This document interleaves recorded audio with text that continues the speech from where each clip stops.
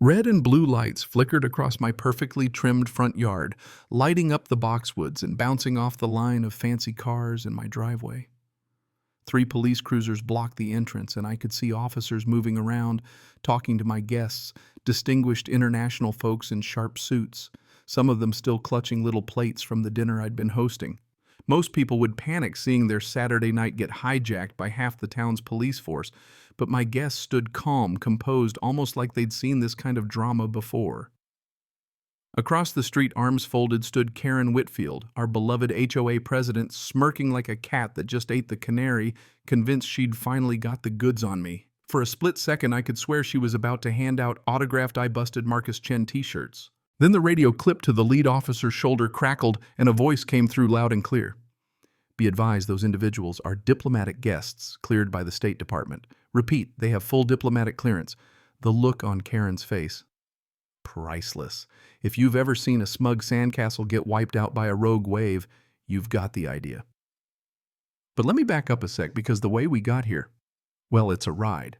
Name's Marcus Chen, and for 5 years now I've lived in Willowbrook Estates out in Riverside, Connecticut, one of those neighborhoods where all the houses look straight off a postcard, every lawn is greener than your paycheck, and the HOA rules could double as the Bible if you squint.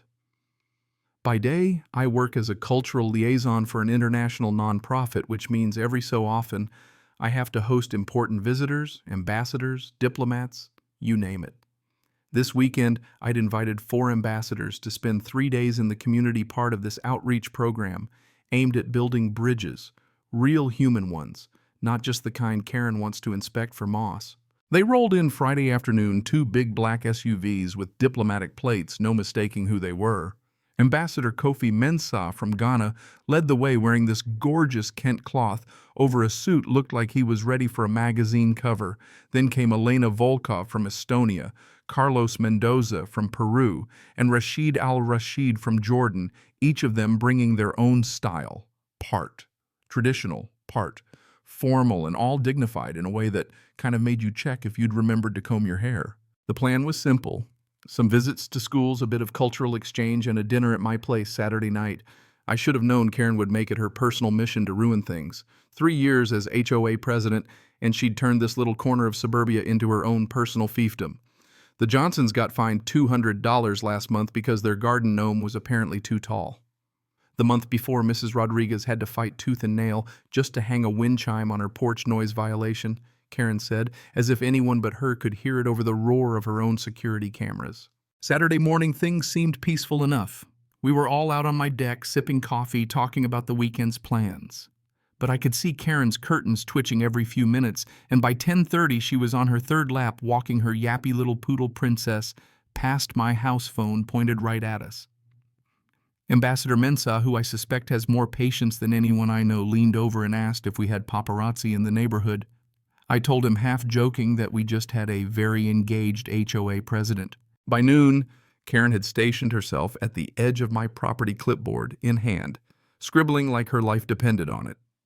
When Ambassador al-Rashid came outside in his traditional thobe, Karen practically bolted back to her house.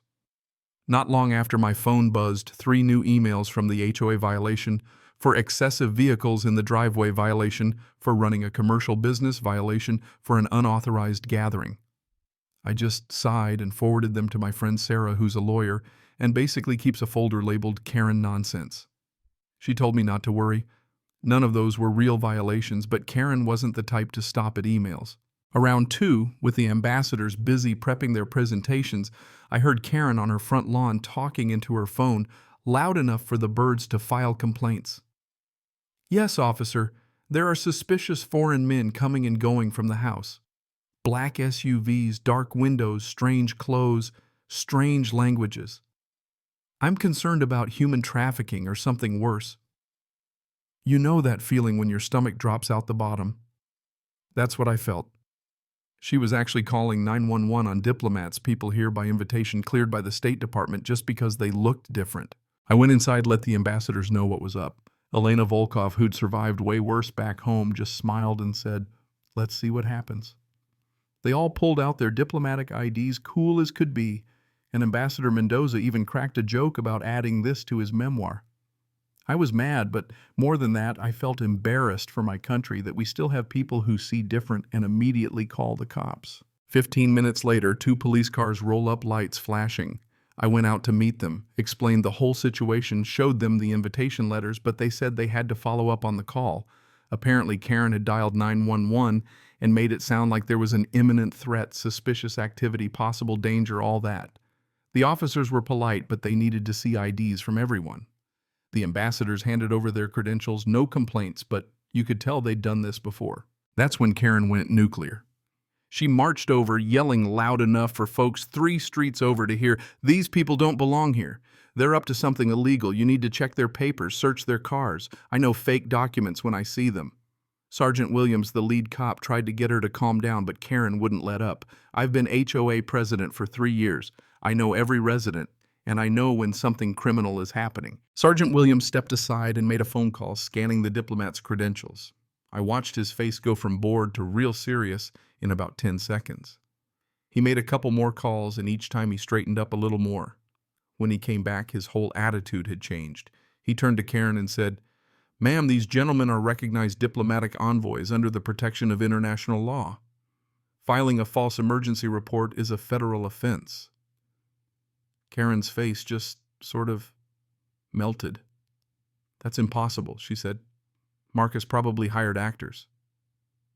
Check again. By now, Sergeant Williams was radioing for a supervisor and mentioning something about the State Department's security division. The other cops started taking statements, but now the questions were all aimed at Karen. In about half an hour, our quiet little cul-de-sac looked like a set from some spy movie, 2 more cruisers, an unmarked federal car, the works. Karen tried to scuttle back home, but the sergeant told her she needed to stay for questioning. Meanwhile, the ambassador's class acts, everyone offered to give statements about the whole thing, emphasizing how troubling it was to see someone weaponize the police based on appearances. Special Agent Sarah Mitchell from the Diplomatic Security Service showed up mid-40s, didn't suffer fools, you could tell. She talked to everyone, reviewed the facts, then called Karen over.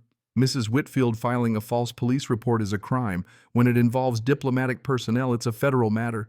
Karen tried to backpedal. "I didn't know they were ambassadors. They just look suspicious." I was protecting the neighborhood, but Agent Mitchell wasn't buying it. "According to witnesses, you made several remarks about their appearance and nationality. You continued accusing them even after being told their status. This isn't a simple misunderstanding." The next hour was a blur. Statements, phone calls, officials everywhere. The ambassadors kept it cool, and Ambassador al-Rashid even gave Karen his business card, told her she should visit Jordan sometime to see how welcoming people can be. She looked at the card like it was radioactive. I handed Agent Mitchell a whole binder full of Karen's past HOA harassment emails, bogus violations reports from other neighbors. By dinner time, the police had left, but the fallout was just beginning. Turns out several neighbors filmed the whole scene by nightfall. The videos were all over the local Facebook group, and for once, the comments weren't about my lawn. Years of Karen's little tyrannies, gnome fines, wind chime bans, anonymous complaints had finally come home to roost. Next morning, there was an emergency HOA board meeting with residents demanding Karen's removal. She tried to spin it, but board member Janet Torres just cut her off. "You created an international incident. The mayor's office called me. The State Department called our lawyer. We could all be sued." The vote was unanimous. Karen was out, effective immediately. But it didn't stop there. Monday morning, her employer released a statement distancing themselves, and by lunch she was on administrative leave pending investigation for violating the company's anti-discrimination policy. The irony, Preston Financial had just launched a big diversity initiative. Then came the legal part. The State Department didn't press criminal charges, but they referred the case for civil rights violations. Karen got a formal notice under federal investigation with potential fines starting at 10 grand. The ambassador's home countries all filed formal complaints too. Her reputation was shot to pieces. Wednesday, the ambassador stopped by before leaving town, bringing me gifts: a hand-woven Kent cloth from Ghana, a chunk of Baltic amber from Estonia, Peruvian poetry, a tea set from Jordan, and best of all, a letter from the State Department thanking me for my efforts.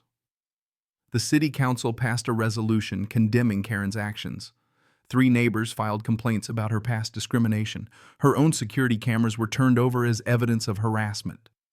And Friday, the hammer really dropped a civil lawsuit filed by the diplomatic mission seeking $100,000 for defamation and emotional distress. Karen's salary as HOA president was zero, so if she wanted to pay, she'd have to sell her house. Late that afternoon, I heard her out front screaming at nobody, lawsuit in hand, the dog barking half-heartedly beside her. This isn't fair. I was protecting the neighborhood. Princess just looked away, maybe ashamed, maybe bored. The Karen who once patrolled the sidewalks like a queen now stood alone, her empire in ruins. That night, I sat on my deck with tea from Ambassador Al-Rashid's set, feeling the neighborhood shift. The Johnsons put out 2 new garden gnomes, both too tall by just a hair. Mrs. Rodriguez hung 3 wind chimes. The mood was light, almost festive. Quietly, Willowbrook Estates had staged a little revolution. The final tally, Karen lost her position, was likely to lose her job, faced federal investigation, a $100,000 lawsuit, and was pretty much persona non grata everywhere. All because she couldn't see past her own prejudices, couldn't leave people alone. I saw her one last time at the grocery store, frozen in front of the self-checkout, panic in her eyes, keys shaking in her hand. She left her groceries and fled the store, unable to even buy milk, without feeling the heat of her own choices. The woman who ruled Willowbrook with an iron fist now scurried out, just another face in the crowd. And that, my friends, is what happens when power meets prejudice and karma decides it's payday. But I'll ask you, was justice really served? Or is this just the beginning of another story about how hard it is for a neighborhood to heal? You tell me. Drop your thoughts below. What would you have done? Where's the line between vigilance and prejudice? And how do we make sure power is used to help, not hurt? I want to hear what you think.